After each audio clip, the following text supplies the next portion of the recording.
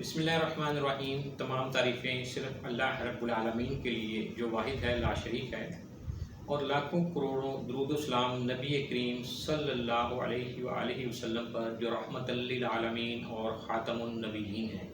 अस्सलामु अलैकुम नाज़रीन, मैं हूँ हकीम आसिम शहज़ाद। आज का प्रोग्राम कहवों से इलाज के बारे में हमारा दूसरा प्रोग्राम है।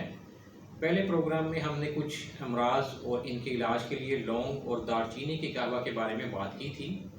आज इस दूसरे प्रोग्राम में भी हम मज़ीद कुछ अमराज के बारे में बात करेंगे और फिर इन अमराज के इलाज के लिए मुख्तलिफ़ जड़ी बूटियों से तैयार होने वाले कहवे और इसके फ़ायदे के बारे में बात करेंगे। नाज़रीन, अब दूसरा कहवा जो है ये गर्मी वाली बीमारियों के लिए लाजवाब चीज़ है।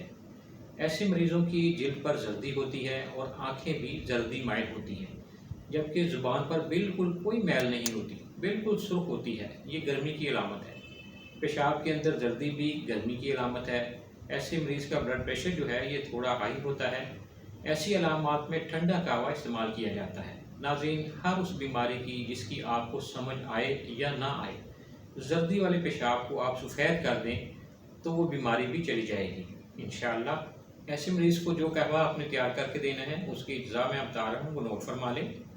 ज़ीरा सफ़ेद और छोटी इलायची ये बराबर वज़न लेकर सफ़ूफ बना लें और आधा आधा चम्मच सुबह दोपहर शाम कहवा तैयार करें और इसमें गुड़ की बजाय चीनी डालें।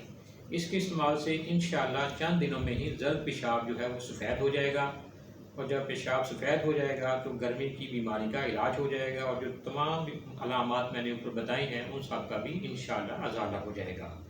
नाज़रीन, आज के लिए इतना ही। अगले प्रोग्राम में हम मज़ीद कुछ बीमारियों और उनके इलाज के लिए एक और मज़ीद कहवे के बारे में बात करेंगे।